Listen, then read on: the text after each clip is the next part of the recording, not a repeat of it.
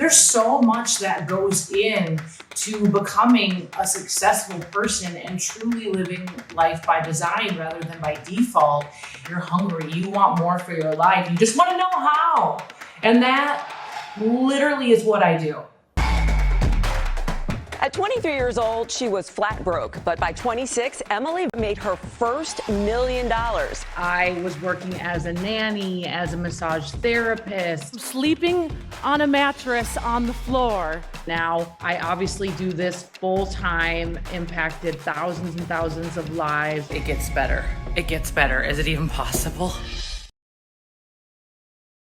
Are you starting a business from scratch? Maybe you just committed to building a side hustle, or do you know somebody that is? You see more and more every single day when I'm on Instagram, when I'm on Facebook, when I'm out and about, I'm talking to people that are starting a new business. Maybe they're people that have been employees that have really never had their own business, and they're really getting out there. They're getting a taste of entrepreneurship. And, given the changes economically that are happening or the great resignation, people are forced sometimes to start another business, or they just feel it in their heart. They feel called to start another business. And maybe that's you today. Well, if it is, this podcast, this episode is for you. And even if you've been in business, maybe you've been building, a network marketing business, an Etsy business, a different kind of affiliate type of business. Maybe you're an esthetician. Maybe you run a traditional business. I believe that some of these things that I'm going to share with you today could very well apply to you. Maybe you've tried some of them. Maybe you forgot about some of them, but these are some of the random things that I did in the beginning of my business when I started from scratch. Believe it or not, I know you see me today, you see the glitz and the glam and the lifestyle, but I started this business. I started building businesses when I was, I'm really 21 years old. I got involved in network marketing when I was 23, and I, had no business experience. I literally was like, oh my gosh, what do I do? And one of the first things when I started my business, and I knew that I wanted to grow it and put some time into it, was I need a way to find customers, clients, people that want to partner with me. And that's most of our businesses, right? We need people that want to buy our stuff. We need people that want to utilize what we're, servicing to them, whether you're a service provider, whether you're someone who does hair, insurance, you name it. We need clients. Okay. And hopefully you believe in your product or service enough that you believe in the mission so much, you believe in what you sell so much that that's not an issue for you. But the issue with a lot of people, and it really was for me in the beginning, was where do I find the people? Where do I find the people to sell to? And obviously, now we're on social media constantly, but there's still so many ways that you can grow in your local communities. And I always say, you can grow local to build global, because if you're in the business of referrals, which so many of us are, I think of my tax advisor was a referral. I think of my hairdresser was a referral. My nail person was a referral. My eyebrow girl was a referral. I'm constantly getting referred to other epic people to have on the It's Emily podcast. I'm constantly getting referred to places to travel. Like, we live in the referral world. And if you really look at, business trends, consumer trends, purchasing trends, people are more apt to purchase something from a trusted friend, right? And so I really learned this early in my career. And with that being said, at the time when I lived in Minneapolis, Minnesota, I was like, I just need to meet people locally. Now, let me back up the train. Before I started to become an entrepreneur, I worked for a plastic surgeon in Minneapolis. I rehabbed major weight loss patients, and I did massage at this practice. And I did that since I was 19 years old. Okay, so I worked there. And then I also, after that job, I'd get off at like 3 p.m. I would drive and I would go pick up 4 boys that I nannied until about 7 or 8 p.m. at night. And that was my life. Like I worked, but I was never somebody who's building my own business until I found network marketing. So when I started to become a network marketer, when I started to build something of my own, that's really when I was like, okay, what is the fastest way to do this? And I will tell you that, with me, with anybody that builds a business fast, whatever fast is to you, for me, it's replacing my income of working 2 jobs in my first years, which is what I did at 23. I was and am willing to do whatever it takes to find clients. So, number one, the first thing I did was attended a local networking group.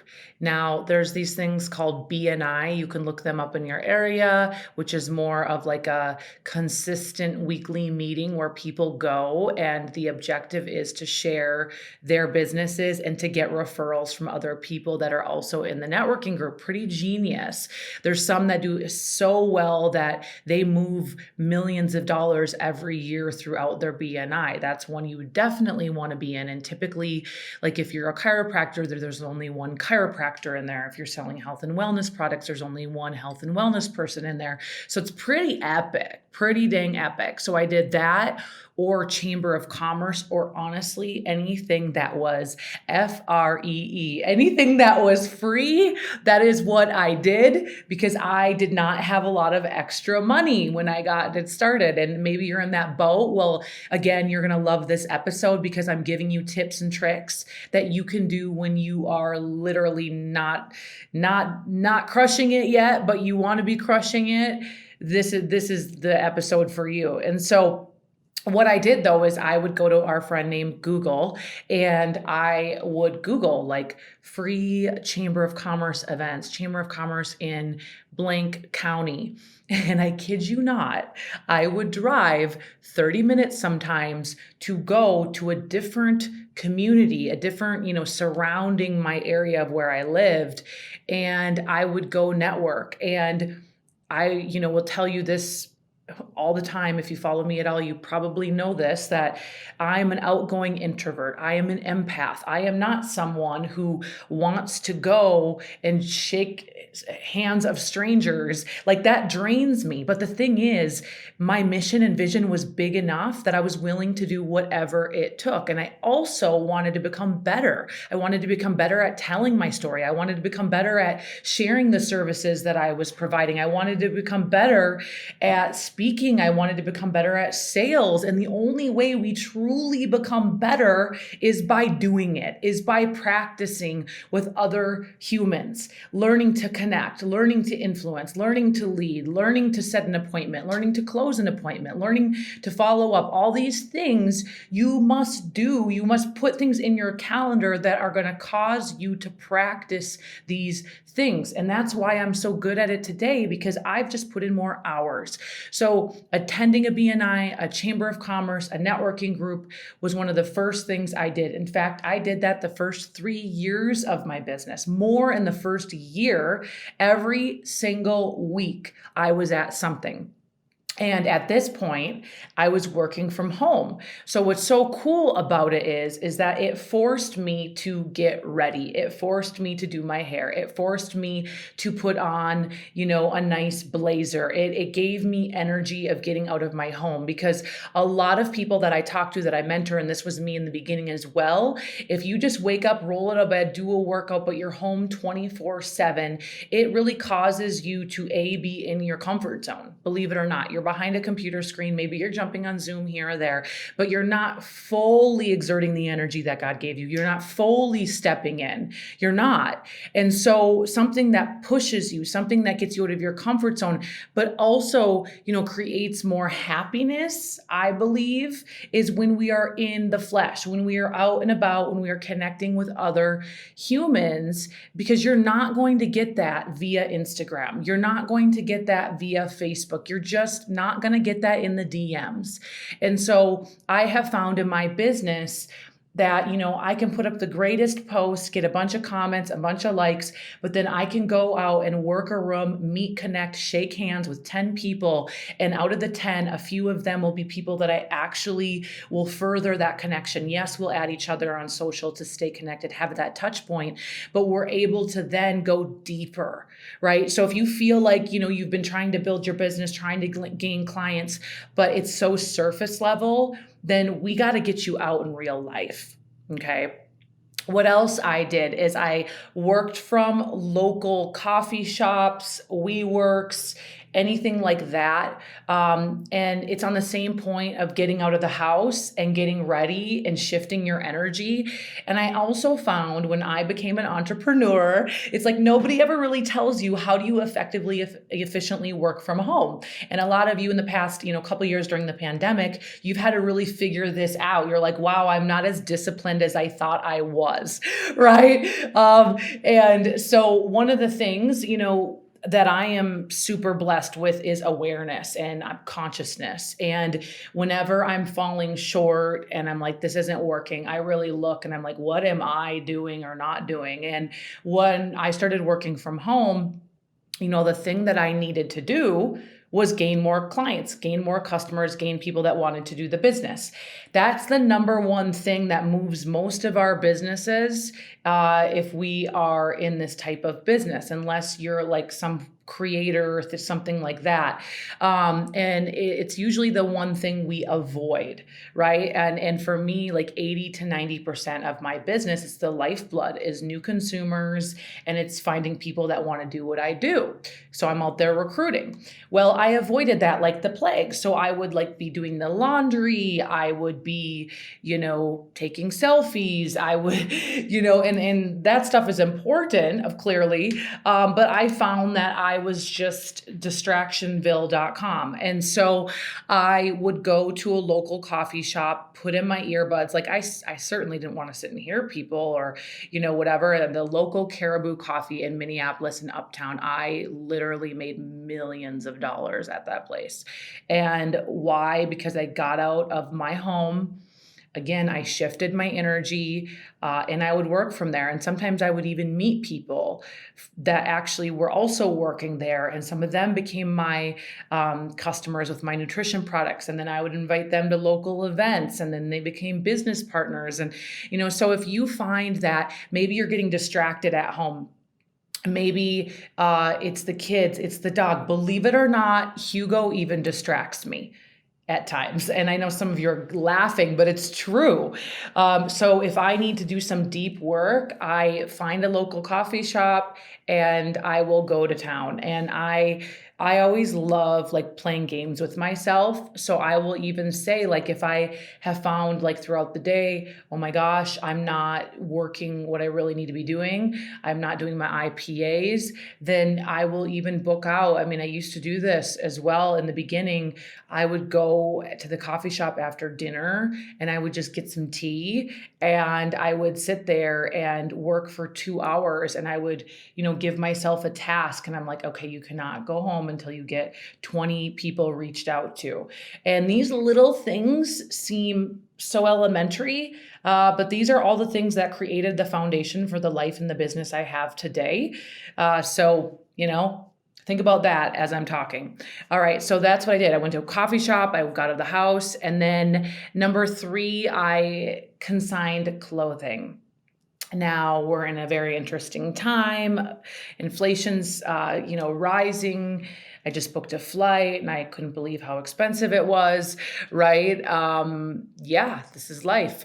And in the beginning of my build, I did not have a lot of money. I've shared that with you over and over again. And so what I did was I went to a local consignment shop, which, you all pretty much have in your area, or you could use Poshmark or something of that nature to sell your gently used clothes. And so I would sell clothes, but then equally I would turn around, and if I needed a blazer, if I needed a dress, because I wanted to dress the part, I wanted to walk like a millionaire, talk like a millionaire, I needed people to look at me as a serious businesswoman. I wasn't going to show up with my hair crazy, my nails not painted, looking like a slob in my yoga pants 24/7. And I know that's like the life a lot of us want to build, and we can, but there is something to say about being polished, put together, especially when you're pitching, a compensation plan, when you're talking money, like, there's just so much to it. And so what I continually do, in even, 7 figures plus later, annually, is even now I will purchase things on Poshmark. I'll sell things on Poshmark. And this is just a way, if you want to keep your wardrobe fresh, or maybe you're in a phase where you're like, this is new for me. Maybe you wore scrubs. I used to wear scrubs to work when I was a massage therapist. And so now it's like, oh my gosh, for once, like I got to put myself together a little differently. Or maybe, your child is now, going to kindergarten, and it's like, you're getting back out there. Mom's getting back out there again, right? In the workforce, and you're starting to build business. Well, I think it's a really great idea to consign, for sure. And if you listen to my podcast with Lily from Clutter Healing, her and I talked a little bit about this subject of, borrowing things from each other and lending things to each other versus having to go buy, a $200 outfit, a $500 outfit. Gosh, we can just ask our friends, hey, next time you go through your closet, if you have any blazers or any dress clothes that you're not into, I would love to take a look at them. Like, why don't we ask this stuff? Let's make it a new standard and share. Being in that sharing community is huge. Okay, what else I did when I started my business from scratch? I would work alongside of people that were connected to their businesses as much as possible. What I mean by that is I would stay close to the fire. Okay. Because sometimes when you're building a business, especially by yourself, it can feel real lonely. And one of the most joyful moments, really of my first year, 2 years in business, was finding those people that had big dreams like I did, and getting in proximity to them. And it doesn't mean we were going to talk and be distracted, but we would go on walks together. We would meet at the coffee shop with our headphones in. We would keep each other accountable. I just remember going on walks around the lakes in Minneapolis and talking about, when we hit a certain rank in our business, when we hit a certain income in our business, and, maybe something we wanted to purchase, or when we had more funds, maybe something we were going to hire a cleaner. I know for me, I have so much hair. I only wash it once a week. I was like, I am going to blow dry my hair, get it professionally blow dried. When I make enough money, like, I don't want to do that. I'm going to hire that out, right? I'm going to buy organic food. I'm going to travel to Italy. We would just daydream, and it kept us in the zone. It kept us connected to building something out of nothing. It kept us motivated. And so you may be thinking, gosh, I don't have that in my area. Well, if you're building a business, you can recruit people that then will eventually have that same vibe as you, that same frequency as you, the same vision as you. When I started really building the business, there wasn't a lot of people around me that also wanted to build that type of business in network marketing. And so I recruited them, and I was the one giving them the light and the vision until they had it themselves. And so staying in that proximity, staying in that power, maybe it's just with other creative friends. Maybe, you're a photographer and someone else a videographer, and, or you've got a friend that's getting into real estate and they're trying to build their client list, and you're trying to build your list with your customer base. And, there's just so many people that have huge goals, huge dreams, and they're literally in your community that, if you were the bold one and said, hey, like, what's your visions? What's your goals? Let me help keep you accountable. Let's do things that help keep us fired up to 10x our business and 10x our life, and not just make enough to get by, but let's make something significant here. And then you planned picnics with them, you planned dates with them, you planned work dates with them.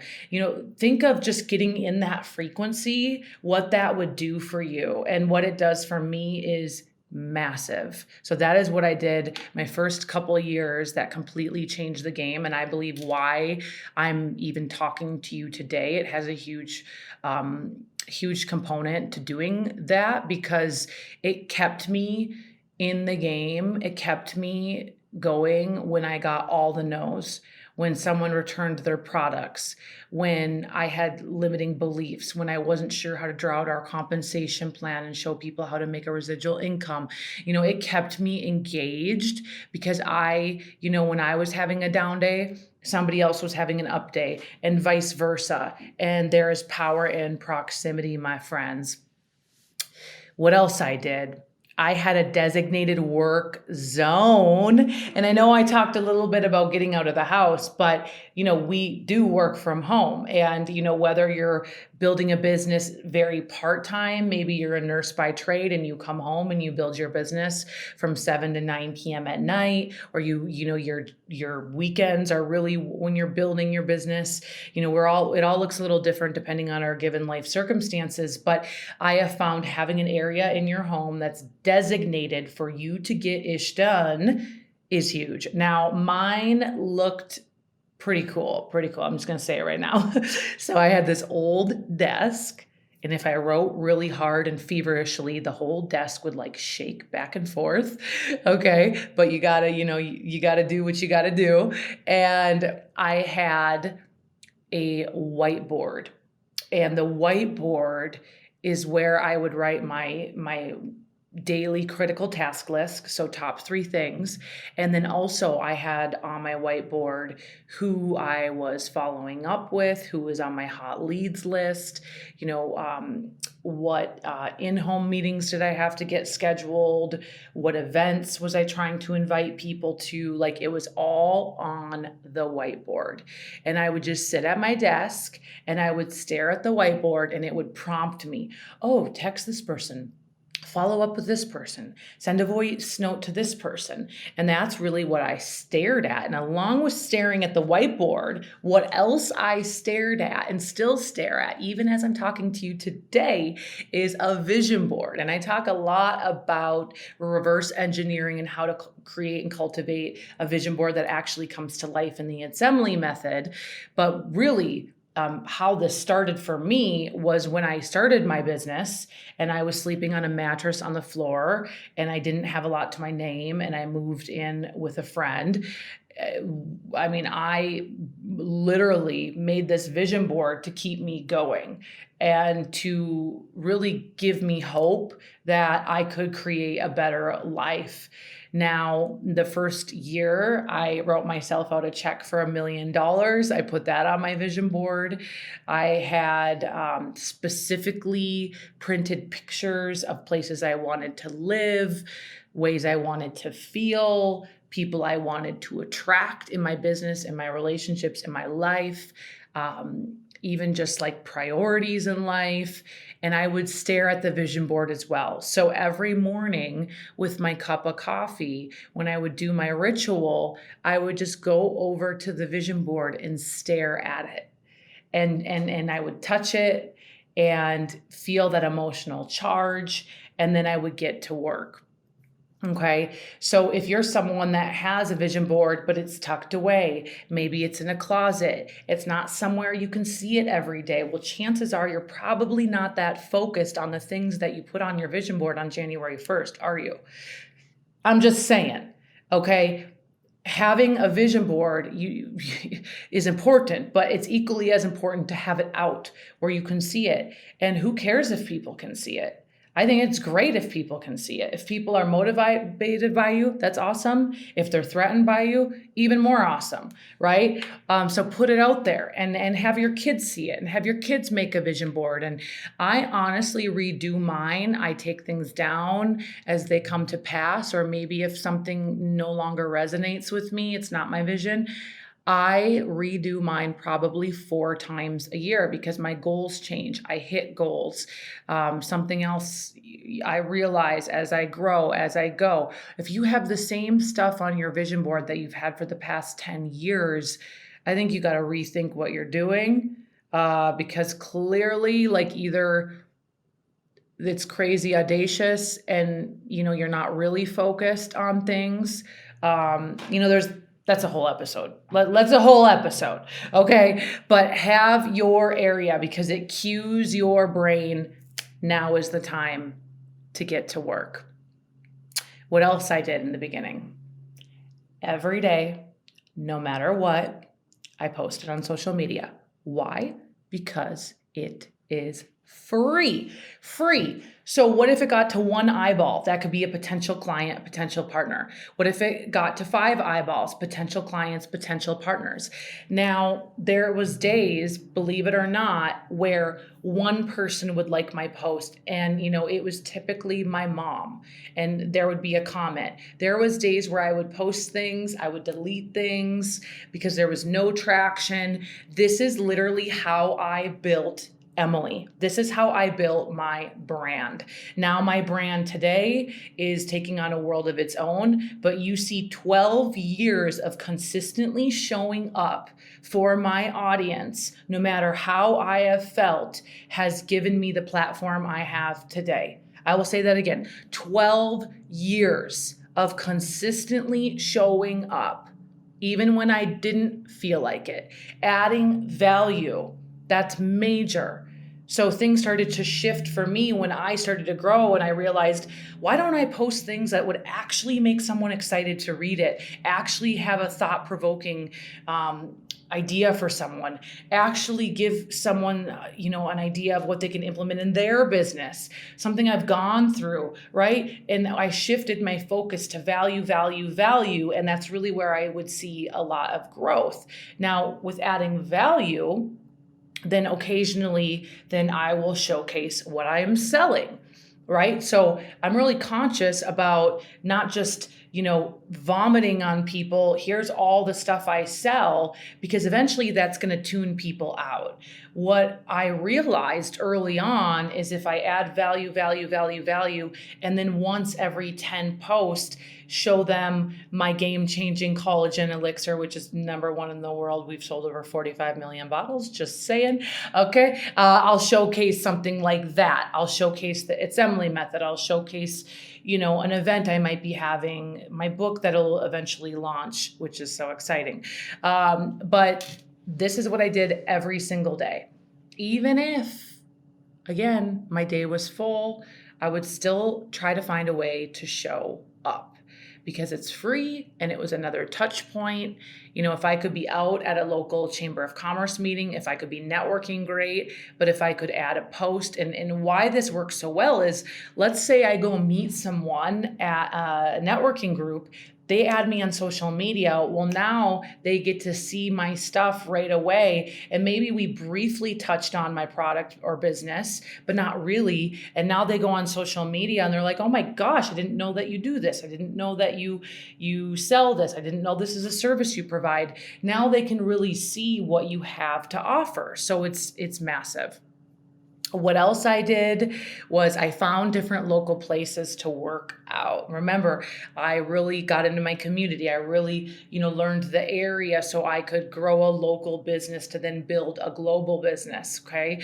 But this was huge for, again, to get out of the house, but to also meet new people. I can tell you, I've enrolled so many different types of Pilates studios, yoga studios, spinning classes. I've brought people into my business that are instructors of some sort. But what has worked out really, really, really well for me is that if I find a class that I love, that I want to take, maybe I will go to that class. Let's say it's a spin class every Wednesday at 9 a.m. Well, then I will go to that spin class every Wednesday at 9 a.m. So that way I not only will meet new people, but I will repeatedly see some of the people in the class. Because we all know, like, sometimes you go and no one even looks or talks to each other, right? It takes a little bit of consistency. And then it's like, oh, you were here last week, or maybe the third time that you're in the class, and then you finally bring up a conversation. And a huge icebreaker, can be like, what do you do for a living? I see you're here at 9 a.m. And maybe the person's like, I'm an esthetician. I work in skincare. Oh my gosh, amazing. Where are you at? And maybe they're like, I'm down the street. I do lymphatic drainage facials. Awesome. I want to come in and see you. Like, do you have a card? And you can see here, I'm not even saying what I do, but what's going to naturally happen in the ping pong effect is when you ask, typically they'll come back and they'll say, well, what do you do? Right? And so that's where you can build that. Or maybe even, if you like their vibe, if you're having fun together, add each other on social media. But this was huge. I, would try a new class. And if I started to feel like, oh gosh, I've been here 10 times and it's not going anywhere, meaning like the instructor doesn't really attract high vibing people.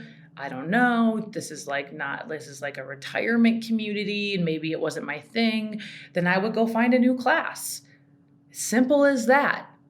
And if you're at work at 9 a.m., then find something that's Saturdays at 11. You just have to get super, super creative.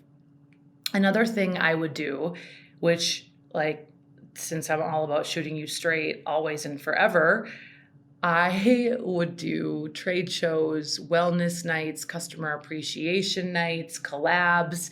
Any time or place I could expose myself to potential clients, I would do it. Now, I'm telling you, this is not my favorite thing to do because I don't like to stand behind a booth and say, come over here and try a sample. Some of you are laughing that know me right now, but guess what? I did it anyway. Because I knew that I needed to get out. I needed to condition the muscles of meeting people. And I never, ever knew. I could meet one person that became a connection point that I could follow up with the next week. Then I could do a one-on-one meeting and that person could become a new partner of mine, which actually did happen. One time I went to it was like a lunch and learn at this huge office building for Target Corporation downtown Minneapolis. And I set up a booth and I had our products displayed and I had a little raffle to earn a free 30-day system. And I met a woman who was on break and she ended up having coffee with me a couple months later. And then that transpired into her wanting to do my business, which transpired into her coming to a major event, which transpired into her actually building a significant business with me. So why I tell you all this is because me getting over what I really didn't want to do, and I did it anyways, led to a massive business partner. You just never, ever, ever, ever know. Now you can maximize moments. And when I say maximize moments, me being at this wellness event, I could take pictures of me at the booth. I could do stories. I could do behind the scenes, showing people that I'm actually out there building my business, which is huge because people want to do business with people who are busy. And when, it's just a psychology thing, it's human nature. When someone's busy actually building something, you kind of want to even get in more. When I was trying to find an eyebrow person in Las Vegas, the place I wanted to go to was booked up 3 weeks in advance. And it actually made me want to go more because I knew if they're booked, I actually want to work with them more than I want to work with these other 7 places that could get me in 1 hour from now. The same thing goes for you in your social media. The same thing goes for you building your business. Sometimes the harder you are to get into, the more busy that you seem, even if it's perception, the more people actually want to work with you. Just a little side note, something to think about. So maximize all your moments. The last thing I did was sat in on as many meetings as I could with a mentor or someone that was building the business that I wanted to build, even if it had nothing to do with me, even if it wasn't, we call it a third-party validation. It wasn't anything like that. I would sit and absorb. I would try to, if someone was on the computer and they were doing, at the time it was a webinar or a Zoom, I would sit and watch them. I would watch them present. I would listen to them because eventually I caught stuff. You can learn stuff by doing, but eventually you can catch stuff. And I would just hear the way they asked for the sale. I would hear the way they uncovered objections. And that is priceless. Like, you should be doing everything in threes, especially if you're in the business of mentorship, you're trying to create more leaders. That's something that I'm super passionate about. I love to help people win like I do. So I always want someone else learning from me. So eventually I'm not going to have to be there. So that's what I did as much as possible. I would get on every call, no matter what, every call my team did, every call my company did. Those who show up go up. That's just how it goes, especially in the beginning. It's like, stay close to the fire. Stay close to the fire, my friends. So those are just a few ideas for you if you're starting your business. And I know that you could at least take one of these ideas and you could implement them straight away. And if you do that, I want you to tag me on Instagram. I want you to share what you've implemented, okay? Share. And I want to see how this impacts you, your confidence in building your business, how this increases your customer base. And if you like this episode, if you want more episodes like this, let me know as well, because I could talk all day about the beginning of business building because it's so significant and it's so underlooked. And I feel all the time, every day of my life, I always wish that you could have seen me in the beginning, because chances are you're in the beginning or maybe even in the middle. That's really where you lay the foundation. That's where you build the skills. That's where you build the confidence to become the man, the woman that God created you to be, so you can create that change, which we all so desire, and you can build your dream life. So go out there, share this episode with a partner. Maybe share it and say, hey, which one of these should we do together? Or maybe what thing are you going to apply to your business today? Let's crush it. As always, I love you, and I will talk to you soon.